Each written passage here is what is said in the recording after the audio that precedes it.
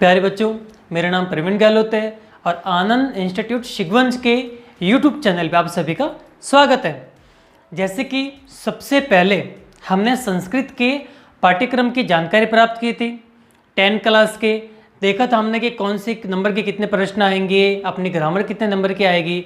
उसी के संदर्भ में जो हमारा सबसे पहला वीडियो जो बना था वो था कारक को लेकर के, उसके बाद हमने बनाया प्रत्यय को लेकर के। अब हम चलते हैं कुछ सामान्य सी बातों पर, क्योंकि इनके बिना हम न तो संस्कृत की हिंदी के वाक्य संस्कृत में बना सकते हैं, न हम वाच्य परिवर्तन कर सकते हैं, न हम कारक समझ सकते हैं, और किसी भी परिस्थिति में इन सब के बिना हम पाठ को समझ भी नहीं सकते और जान भी नहीं सकते। तो आज हम बिल्कुल कॉमन विषय लेते हैं, सामान्य से विषय की आखिर ऐसी कौन सी बातें हैं जिनको जानने से आपको पुस्तक को समझने में आसानी रहेगी।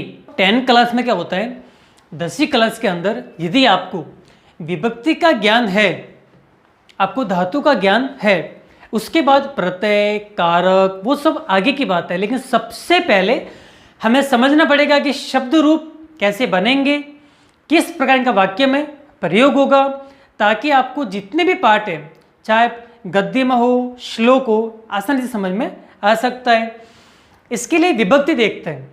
विभक्ति में प्रथमा, द्वितीया, तृतीया, चतुर्थी, पंचमी, षष्ठी, सप्तमी और संबोधन।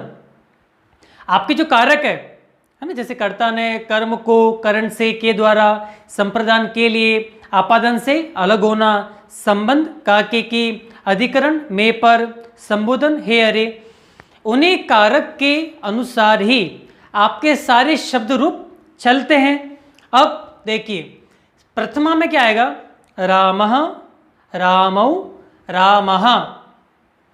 द्वितीया में रामम रामौ रामान। तृतीया में रामेण रामाभ्याम रामै। चतुर्थी में रामाय रामाभ्याम रामेभ्यः। पंचमी में रामात् रामाभ्याम रामेभ्यः।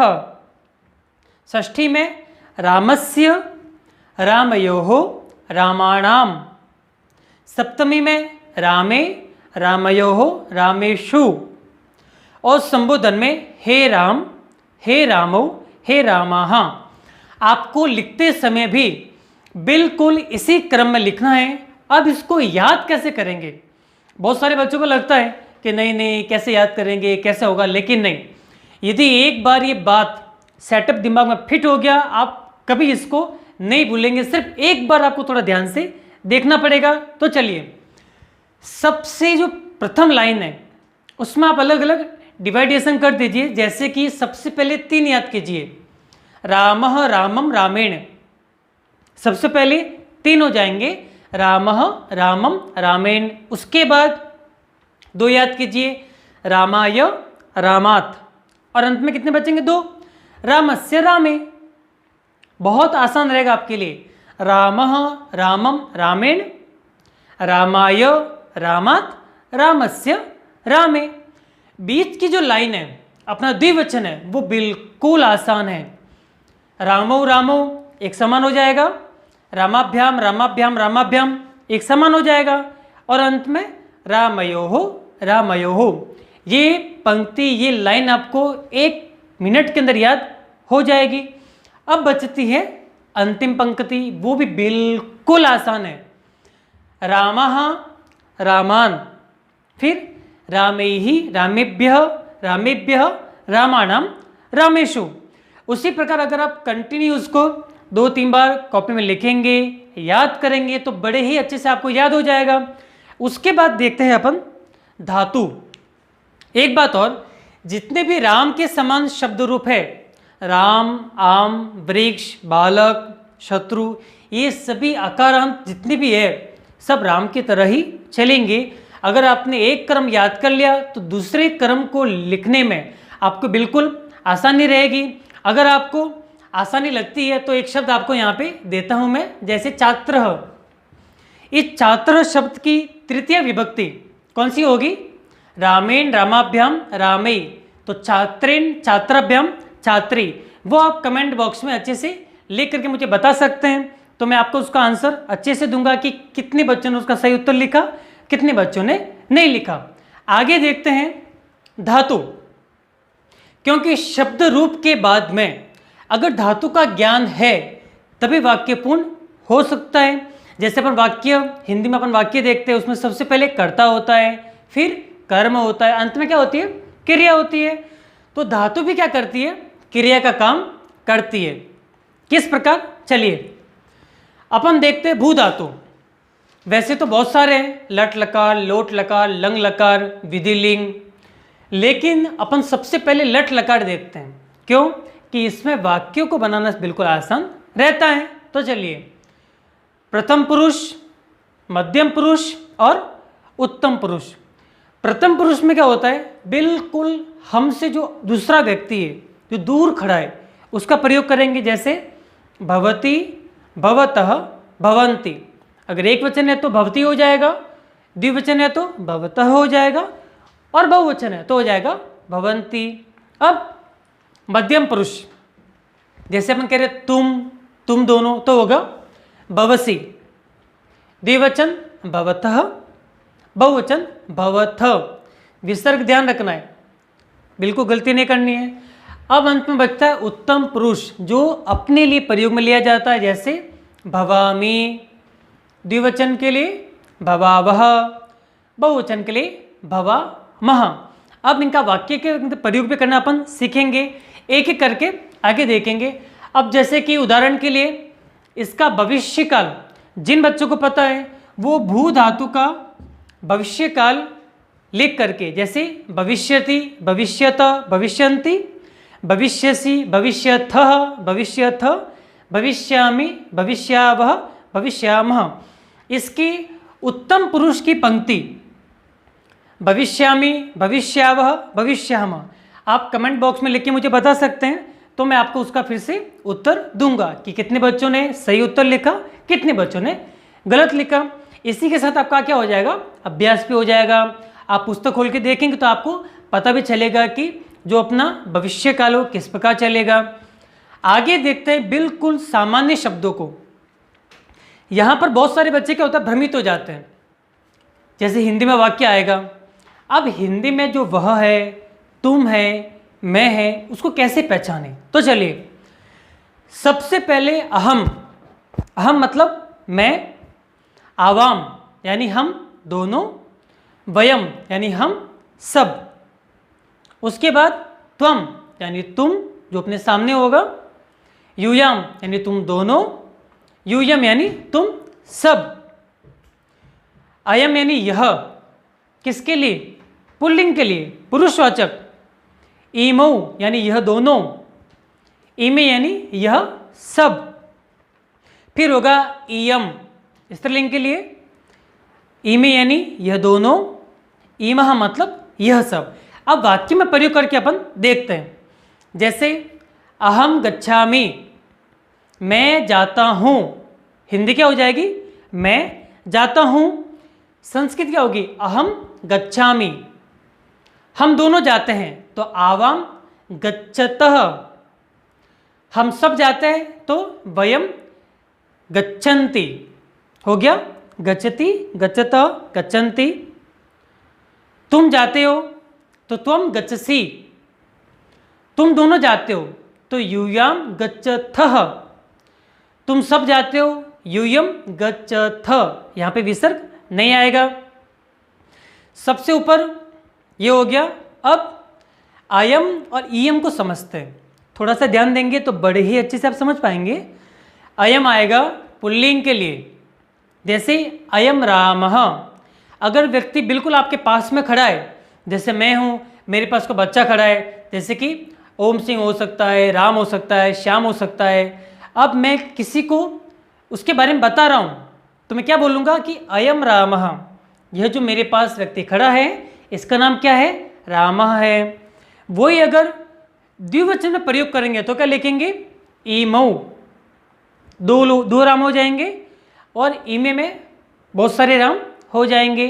उसी प्रकार अगर कोई लड़की खड़ी है, अगर हिंदी में अपन बोले क्या बोलेंगे, यह सीता है, तो संस्कृत में क्या बन जाएगा? इयम सीता। हिंदी में क्या कहेंगे? यह सीता है। संस्कृत में हो जाएगा इयम सीता। अगर पुरुष है तो होगा अयम रामः, स्त्रीलिंग है तो इयम सीता। अगर दो है तो इमे, और बहुत सारे है तो इमः। इस प्रकार हम वाक्य को समझ सकते हैं और जान भी सकते हैं। अब अहम के ऊपर और अहम और त्वम, इनको लेकर के एक एक वाक्य आपको बनाना है और कमेंट बॉक्स में लिखना है। जैसे अहम गच्छामि, अहम खादामि, अहम स्मरामि, अहम पठामि। इस प्रकार के वाक्य जो भी आपको अच्छे लगते हैं वो आप आसान से समझ सकते हैं और मुझे बता सकते हैं। अब देखना है अंत में वाच्य परिवर्तन। बच्चों ये बहुत इंपॉर्टेंट है, 3 नंबर के अंकों का प्रश्न आता है। करना कुछ भी नहीं होता है आपको प्रश्न के अंदर परीक्षा में बिल्कुल आसान से प्रश्न पूछे जाते हैं और आप उनको बड़े अच्छे से लिख सकते हैं, लेकिन थोड़ा सा ध्यान देना पड़ता है। कैसे? रामः गच्छति, रामः गच्छति। अब रामः क्या है? प्रथमा विभक्ति है, और गच्छति क्या है? परस्मैपदी पद है। धातु 2 होती है, परस्मैपदी पद, आत्मनेपदी पद। अगर कर्तृवाच्य वाक्य है तो रामः एक वचन होगा और गच्छति होगा परस्मैपदी पद में। लेकिन जैसे ही हम इसको क्या बनाएंगे? कर्मणि बनाएंगे, तो हो जाएगा रामेण। राम की कौन सी विभक्ति हो जाएगी? तृतीय विभक्ति हो जाएगी। देखिए यहाँ पे रामेण। अगर श्याम है तो श्यामेण, उसी प्रकार। और जो ती था उसका होगा म्यते। यह है आत्मनेपदी पद, सेवते, सेवेते, सेवन्ते। उसी प्रकार चलेगा यहाँ पे गम्यते, गम्यते, गम्यन्ते। ध्यान रखना है, प्रथमा का हो जाएगा तृतीय विभक्ति और परस्मैपदी पद का हो जाएगा आत्मनेपदी पद, गच्छति का गम्यते। उसी प्रकार सह गच्छति। अब सह क्या है? हिंदी क्या होगी? वह जाता है। अब सह का तृतीय क्या हो जाएगी? तेन, सहताऊ तेन। हाँ, ऐसे तेन। और गच्छति का हो जाएगा गम्यते। बराबर है? अहम कथाम पठामि। अहम मतलब मैं, कथा मतलब कथा को, पठामि मतलब पढ़ता हूं। अब इसको बनाइए आप कर्मणि में, तो अहम का हो जाएगा मया। इसके लिए आपको अहम शब्द, ये जो त्वम शब्द क्या करने पड़ेंगे? याद करने पड़ेंगे। तो मया कथा पठ्यते, पठामि का क्या हो जाएगा? पठ्यते। यहाँ पे भले ही धातु परिवर्तन हो रही है, यहाँ पे प्रथम पुरुष उत्तम पुरुष पूछा जा रहा है, लेकिन यहाँ पे आपको एक ही जो प्रथम पुरुष है उसी को रखना है, उसी को एक वचन, द्विवचन, बहुवचन में प्रयोग करना है। यहाँ पे आपको कुछ भी परिवर्तन नहीं करना है। त्वम पठसि, तो त्वम का तृतीय का हो जाएगा? त्वम का तृतीय हो जाएगा त्वया। पठसि का पठ्यते। देखिए पठती था, पठामि, पठसि, जो हमने धातु में समझा है। जैसे यहाँ पे देखिए पठती, जैसे भवती, भवत, भवन्ति, भवसि, भवथ, भवथ, भवामि, भवावह, भवामः। इन्हीं में से आपको प्रश्नों में धातु पूछी जाएगी, लेकिन आपको उत्तर के अंदर आत्मनेपदी पद लिखनी है, जहाँ पे हो जाएगा गम्यते, भ्रम्यते, दृश्यते, स्मर्यते। ये सारी धातु को क्या करनी है? याद रखनी है। इस प्रकार हमारा जो वाच्य परिवर्तन है वो क्या हो जाएगा? पूरा। सिर्फ ध्यान क्या रखना है, अगर आपको रामः गच्छति पूछता है एग्जामिनर, अगर यहाँ पे प्रथमा विभक्ति है, यहाँ पे परस्मैपदी पद है, तो आपको सिर्फ करना ये है कि प्रथमा की तृतीय विभक्ति करनी है और जो गच्छति है उसका करना है गम्यते। अधिकतर क्या होगा बच्चों? ये म्यते शब्द ही बहुत बार आएगा, जैसे भ्रम्यते, स्मृयते, दृश्यते, श्रूयते। तो बस छोटी सी बात का आपको ध्यान रखना है, आपके बिल्कुल भी अंक कटने की संभावना नहीं रहेगी। उसी के साथ जो राम शब्द है उसमें आप लता शब्द भी याद कर सकते हैं। जैसे बेसिक सुन लीजिए एक बार। लता, लते, लताः, लताम, लते, लताः, लतया, लताभ्याम, लताभिः, लतायै, लताभ्याम, लताभ्यः, लतायाः, लताभ्याम, लताभ्यः, लतायाः, लतयो, लतानाम, और लतायाम, लतयो, लतासु। हे लते, हे लते, हे लता। इसको पुल्लिंग शब्द राम को और स्त्रीलिंग शब्द जो लता है या जो रमा है उसको आपको अच्छे से याद करना है। उसी के आधार पे आपको ये सारा याद हो सकता है। अन्यथा जितनी भी पुस्तक होगी अपनी लिखते समय बोलते समय बहुत सारे हमारे क्या होगा, अशुद्ध उच्चारण होगा। लेकिन उसके बाद अगर आप पुस्तक को लेके बैठेंगे, अगर इसका आपको जानकारी रहेगी तो बड़े ही आसानी से आप उसको समझ सकते हैं। आपको अकेले बैठ के भी आप पाठ को बढ़िया से पढ़ पाएंगे। एक बार समझाने के बाद आपको बार बार समझाने की आवश्यकता नहीं पड़ेगी, जो आपके लिए बहुत ही अच्छा रहेगा। घर पे किसी के भी साथ आप समझ सकते हैं। अब जो है शब्द रूप, धातु रूप में अयम, अहम, त्वम, इयम, इमे और जो वाच्य परिवर्तन है, इनको ले करके अगर आप सम्यक अध्ययन करेंगे, इन सभी शब्दों को, सभी जो भी आपको समझाया जा रहा है उसको आपको कॉपी में उतारना है। उतारने के बाद इसको बढ़िया से समझना है, क्योंकि जितना जल्दी आप समझेंगे उतना ही जल्दी आपका कोर्स भी क्या होगा, पूरा होगा और आपको आगे आगे समझने में बिल्कुल भी परेशानी नहीं होगी। इसी के साथ मिलते हैं आगे की वीडियो में। जय हिंद, वंदे मातरम।